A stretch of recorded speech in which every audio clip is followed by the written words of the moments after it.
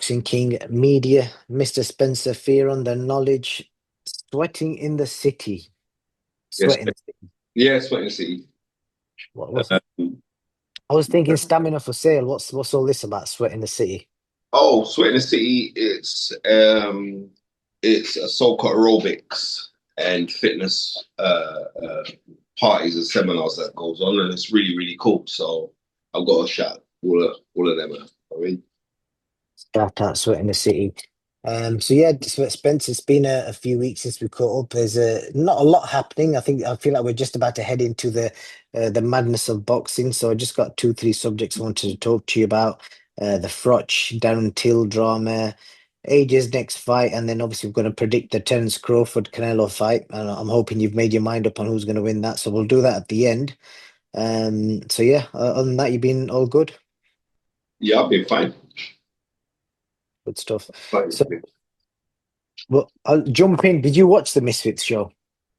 Um, I watched Ty Mitchell, who you know, what I mean, I'm pretty close to Ty and his family because his father, Clifton's family are from Clarendon in Jamaica, and that's where my family's from. So, yeah, I mean, so yeah, but I'm always been close to Clifton. He's good people. So I've always support Ty Mitchell. It's a really nice story to see like how things have turned out for him and the routes that he's taken. So yeah, I watched that, and I watched Darren Till's fight as well.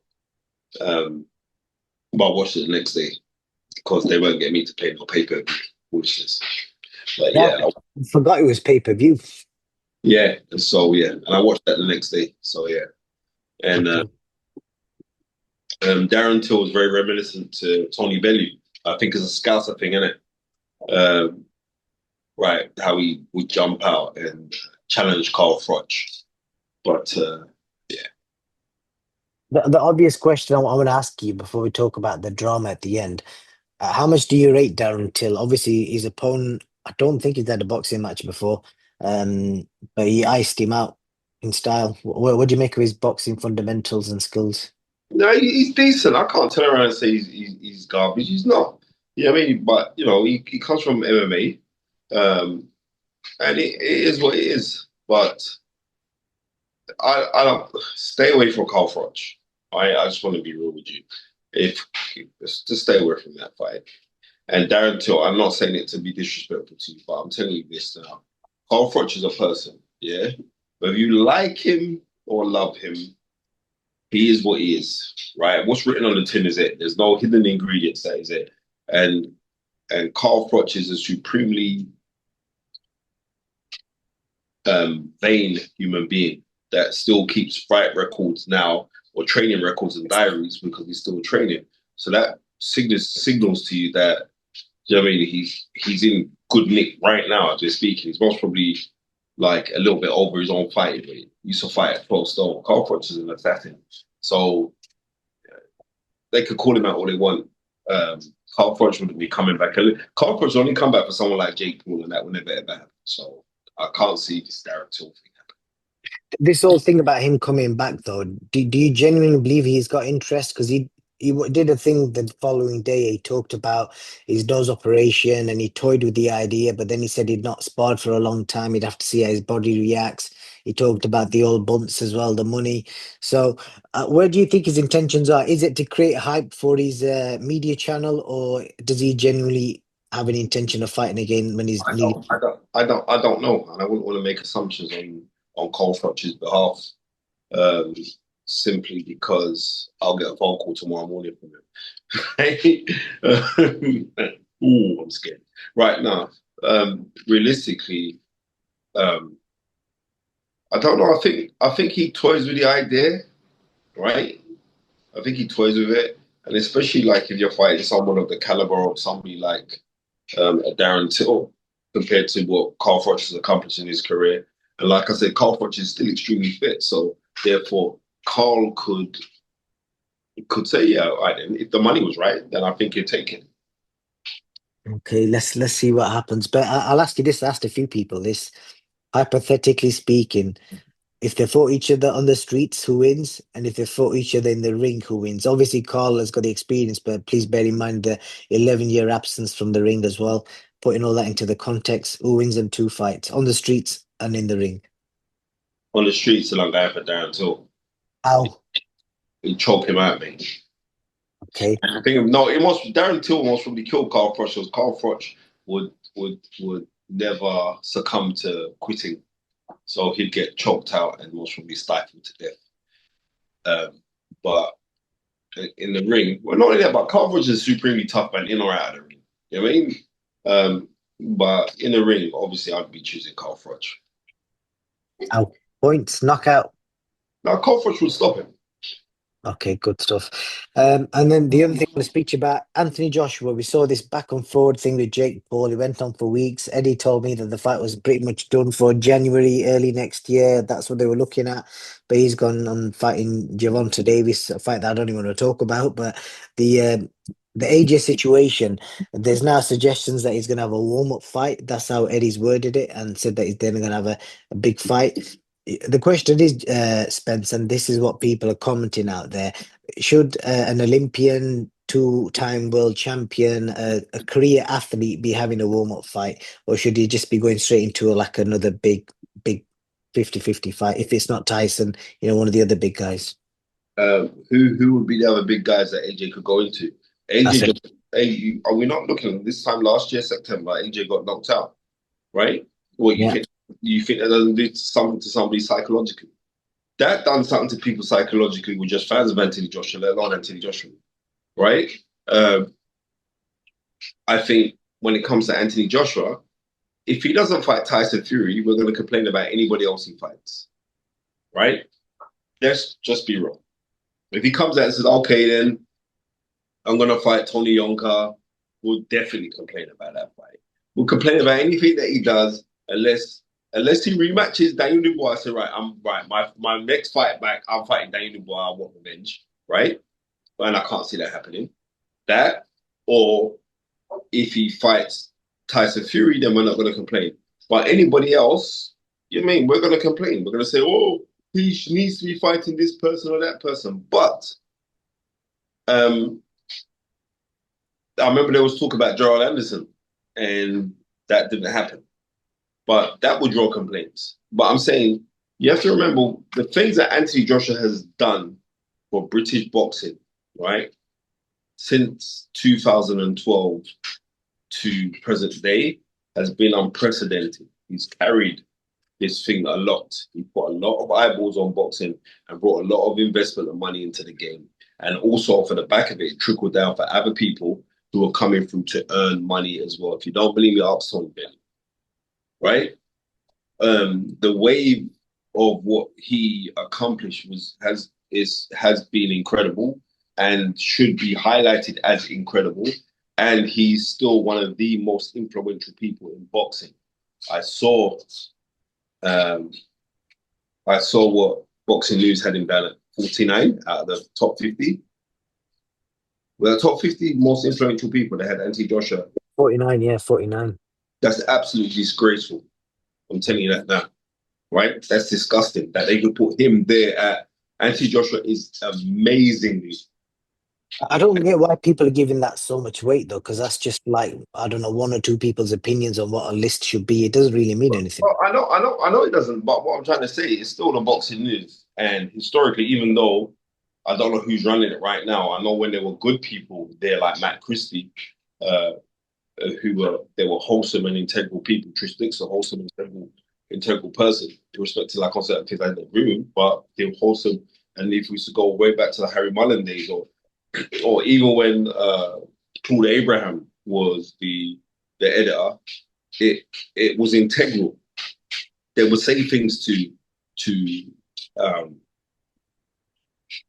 not necessarily offend, but not follow the script because they're just printing what they want to be printing. But whoever sat down and said, listen, we're going to put Anthony Joshua all the way down at there, it's ridiculous. So much so that the man hasn't fought since last year, September. We're still talking about him.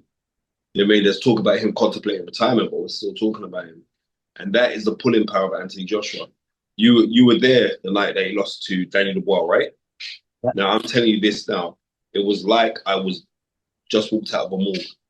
That was the feeling. So I think we should cut him a little bit of slack. But me personally, I'd like to see Anthony Joshua say, look, forget about all of this. My last year, just get me the Fury fight. Let's get this done and dusted, whatever. Let's go for it. End of story. So if I drop you these five names, because these are the ones that stand out to me, which one of these do you think he should fight and what's realistic? So we've got Ajit Kabayel, we've got Filip Hrgovic, we've got Bakoli, Derek Chisora, and Zile Zhang. And the last one, Joe Joyce. Um, None of those guys on that list interest me. I think Cabello would be a handful for anybody right now. I think Cabello is one of the best heavyweights in the world. And I'm also taking into consideration that he's coming off of a loss, right? So when we say, "Are you coming off a loss?" So he hasn't earned the right to say, "All right, then let me just have a little ease one in before I try and get this big fight." He does. He's earned the right to do that. Come on, let's be real. He has, and I think we should take our time on being overly critical of Anthony Joshua when we think about the nights that he's given us right throughout his career. Very, very true. Um, you got any inkling as to who it might be if it's not Fury or who you want it to be? I have no idea. Right? Okay. Because I heard it was being muted about it being um, Tony Yonka uh, in Ghana, right? And now I think that's gone by the wayside. So I have no idea what's going Is there any Ghanaian heavyweights that he could fight? I know on. Andrew No, Tabiti there, could move up. there is no Ghanaian heavyweights that he could fight. Let's be Andrew, realistic. Andrew Tabiti, but I don't know if that would sell or not. Um, so I'm going to move on to the big one. Everyone will want to know Spencer Fearon's prediction for Crawford Canelo. You're a proper encyclopedia of the sport, and I'm sure you will have studied Crawford and Canelo and compared them to the legends of the past. So I'm intrigued to know he's going up in that many weights. He's clearly put size on Crawford, and obviously Canelo. From the videos I've seen him, he looks good, healthy. What happens, Spence? What happens in about 10 days' time? It's 9 now. I was about to say 8 because it's more in the night time now. I've always fancied Terence Crawford to take care of Canelo, this Canelo to take care of, right? Um, and nothing hasn't changed, but I am a little bit wary of this fight for Terence Crawford, um, simply because Canelo possibly the greatest Mexican fighter of all time. I would say possibly because there are certain guys. You know what I mean? Julio Cesar Chavez and like people want to hold on to that, and I want to hold on to it because that was like when I was growing up as a kid, who I used to watch, right? Um, but I think it's the right time for Terence Crawford for this fight.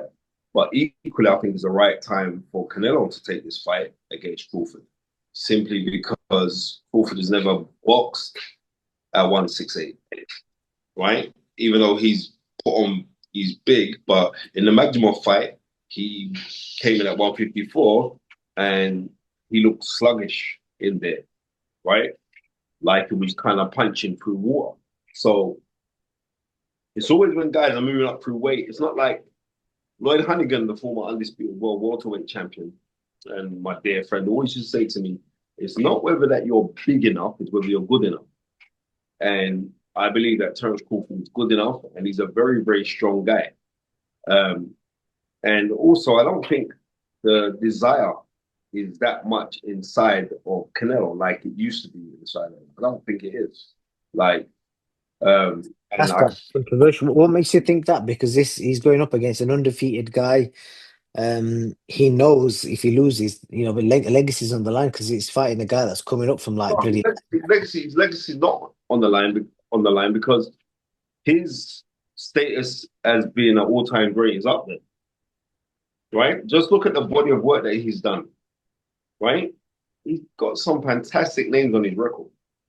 Fantastic names on his record. Like the second fight with Golovkin. Come on, right? Um, so I don't think his legacy is on the line, to tell the honest truth. I think it's more to do with the fact, like, can he really get up for this? And if he really gets up for it, you got to look at this. That Canelo hits hard enough to put people in their place, like they don't want to attack, right?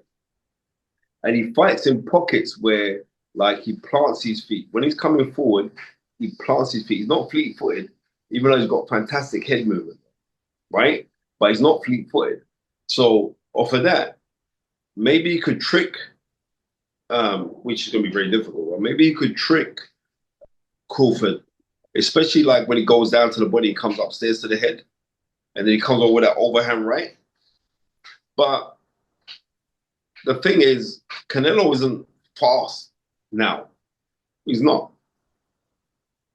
Canelo of like a decade ago was a different story. Canelo is not the same fighter, right? He isn't. And I think even though he's a great, but he's at the tail end of his career. He's at the end of his career. Let's just be realistic. And I think it's the right time for Terence Crawford to give him that kind of style because we've seen in the past like the styles that have given Canelo problems have been the kind of Black American styles of boxing that will give him problems. Danny Jacobs gave him a little bit of a run. I mean, Lara gave him a run. Austin Trout gave him a run. I mean, Mayweather beat him. That kind of style of boxing, that's so. This is why I think that things are stacked in the favor of Terence Crawford. And not only that, but this is a fight that Terence Crawford wanted, not just for the bag.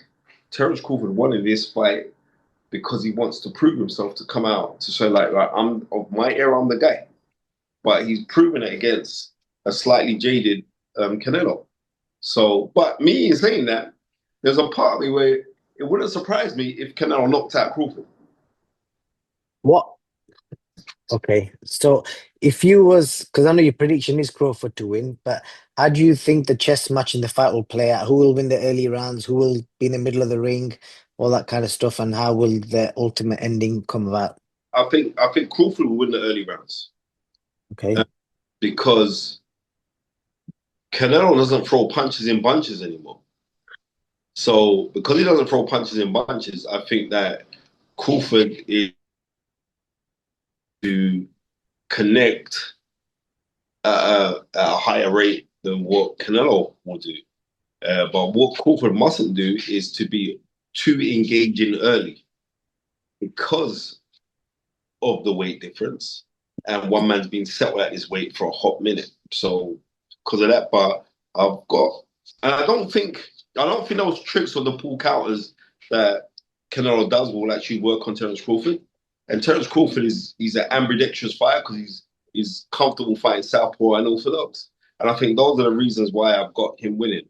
Um, I think it's gonna be a really good fight. I don't think it's actually gonna be a great fight. I think it's gonna be a really good fight, right? But I don't think it's gonna be one for the ages. I don't think it is because I think once Crawford gets into the method of how to win, I think he'll just stick to that game plan.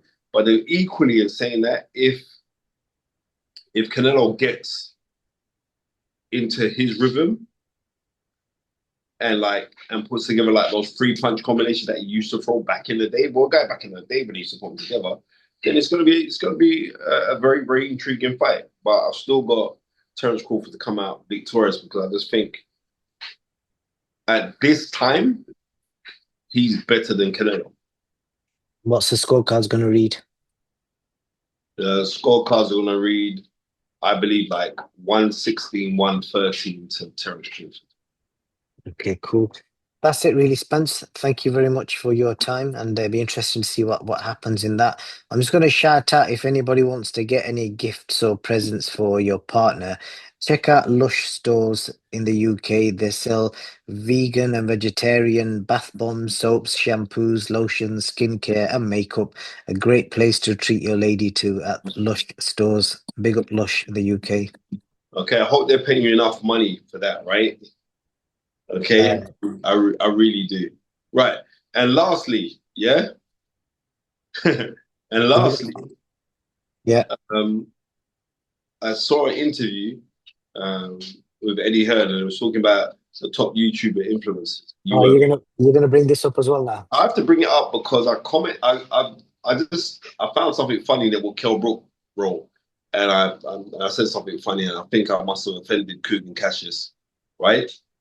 No, seriously, because Coogan, me and Coogan's we're cool. You know what I mean? We are, well, I thought we are, but actually, Coogan was the one that actually nicknamed me the knowledge, right? And I'm just seeing like these little infightings with these YouTubers. You only realize is like when you speak to a certain person, you speak to the next person, and you realize there's a lot of infighting. And I'm saying like this pie is absolutely massive. It's It massive, is. right? So everyone just chip away and eat your own piece of your pie. You know what I mean? I've got a lot of love for IFL over the years. They're not the powerhouse that they used to be, which they're not. Uh, and like Boxing King Media is doing astronomical numbers, right? Um, and no, Boxing King Media hasn't got some call center in Pakistan to get the numbers in because I'll tell you, like my numbers on your channel, they fluctuate. But when there's a hot topic, then everybody tunes in because you're not going to say something crazy on the rest of it. But you know what? What I've realized is this: is like it's better to be kind than to be right. It is. It really is. Right? And seriously, seriously, seriously, life is too short. They shouldn't like these things of like these back and forth infight. I remember I'm gonna tell you a thing, right? Sorry to digress into this, No, it's all right. but I saw Johnny Nelson's interview, that's why. And I'm saying like I remember when Coogan first came into the game, yeah, and Steve Bunce couldn't stand him, right? And I'm not speaking anything out of line because Steve Bunce was actually public about his disdain for this YouTuber generation and blah blah blah. And I get where Steve Bunce is coming from because as I've got older, I'm kind of turning to Steve Bunce. I hate these people who are coming to boxing. They don't know nothing about boxing. Like Steve Bunce is a proper anorak.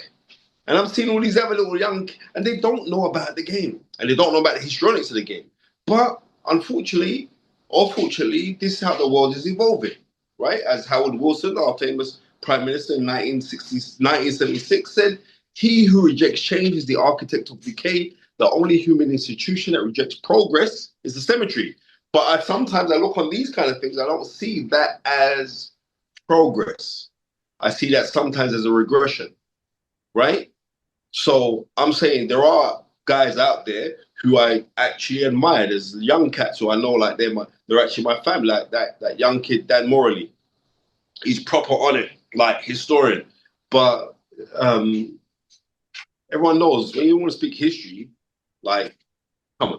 So for those things, but the infight and all the rest of it, I'm saying it's a massive pie. Everyone can cut their pieces of their pie, and everyone can eat from this sport, especially how boxing is right now. This is the thing. You know what I mean? Yeah, but So I'm grateful for all of the channels you because know, I speak to. it's key, Spence, that the word infighting kind of portrays an image that because to be have fighting, there's got to be two parties involved. That wasn't the case, and it isn't the case. But when one party is spreading false lies about you to numerous people for the last year, it was time that something had to be said. And as I put up on Instagram earlier, if you stay silent on people's lies, people end up believing it as the truth. So it had to be addressed.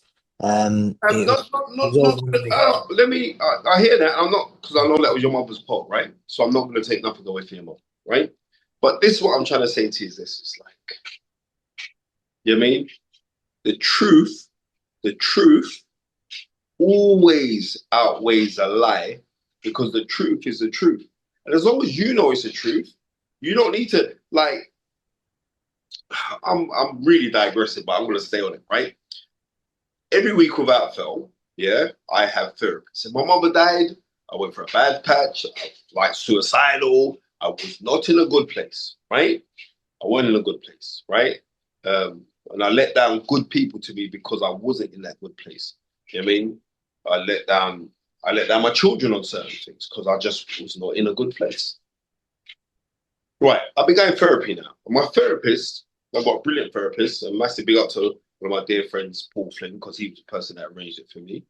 And and my therapist always says to me, "It's like it's been a massive change in you, how you are." And the reason why that is because we've decided, or we've come to the conclusion, to work from value and not strive for it.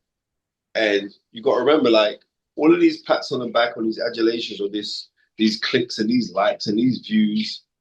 One thing's for certain, yeah, every single one of us is gonna die, right? Every single one of us.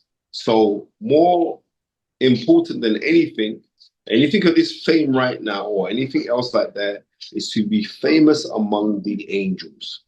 And that's what I'm chasing right now. I want to be famous with the angels, man. If I could do that, then I'm good.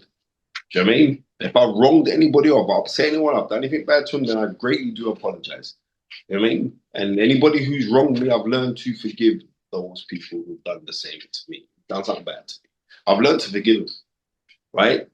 And it's been difficult. And what I'm trying to say to you is instead of trying to go back and forth, you say, well, this person's spreading lies about me, or they're saying this and all the rest of it, the truth and your class of work and your character will greatly outweigh all of those things, right?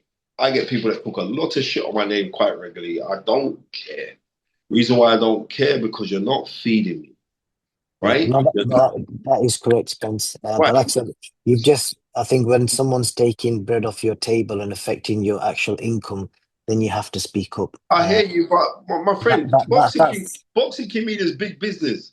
I don't know no one else who can get honest to Usyk. God, it is. Hold up. I don't know nobody else who can get Usyk like how you get Usyk, right? I've seen the great work that you've done. You've done the proper sits down where you had Canelo, you've had Cotto. I love that.